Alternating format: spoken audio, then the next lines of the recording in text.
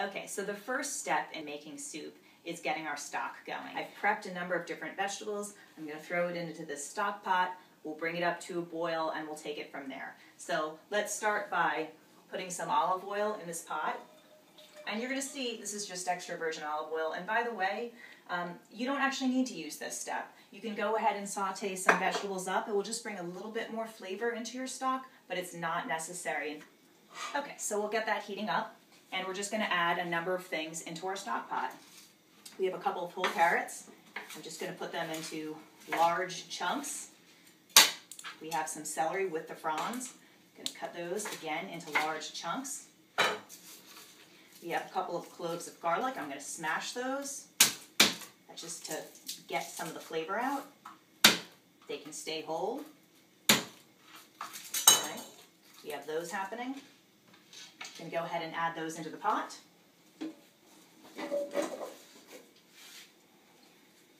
The other thing I have here is parsley. I don't need to use all of it, but I'm going to use a few sprigs of this. This is from the farm market. Actually, everything here is from the farm market. The last day, very sad. Now, what I have here is actually, these were from the tops of these beautiful rainbow carrots that I bought the other day. I'm not using the carrots in the soup, but I'm using these carrot leaves. So these are going to go right in the pot. And we also have the tops of the leeks. You don't actually normally use these in cooking so much, but they're perfect for a stock. So here are the leeks that I'll be using in my pumpkin soup, and I'm going to add all this into the stock pot. I'm going to also add some peppercorns. Not quite that many. A little handful, not too many.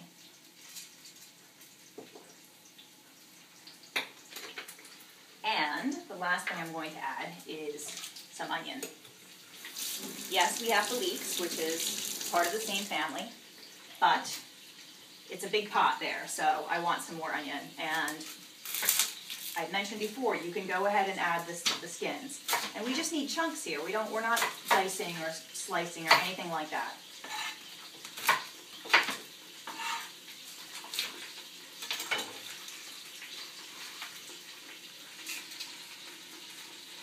And that is that. So you want to come over here and take a look at what we have in here. It's looking pretty good. Just this nice little mixture of these vegetable scraps. And it's going to make a beautiful little stock. And the only other thing I'm going to do is add water. Now, of course, if you're making soup and you don't feel like making stock, you can go ahead and use some really nice store-bought stock. Just remember to check the ingredients labels and the nutrition facts panels, because again, I have a posting about this as well, but a lot of them are loaded in sodium, and you do not need that. High sodium is a risk factor for heart disease, among other diseases. And it's hidden in all sorts of things, like store-bought soups, like stocks, like processed foods. So go ahead and use a good one off the shelf, but do get a low or no sodium version.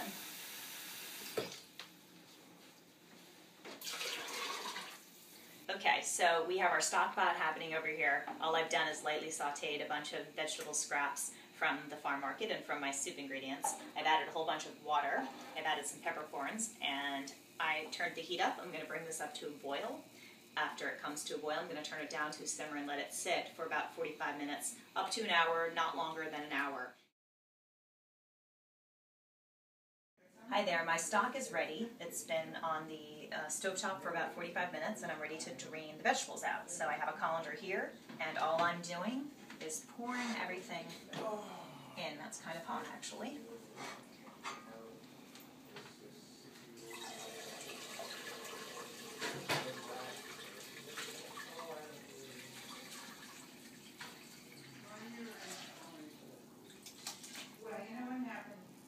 Okay.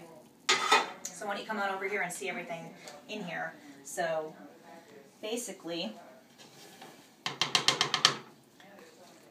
all of the nutrients and flavors have been extricated from all of this. So we are just going to end up having to toss this into the garbage disposal. But underneath here, we can see our lovely stock. Lovely color. right? Nice rich stock. And we're going to be using that in the pumpkin soup.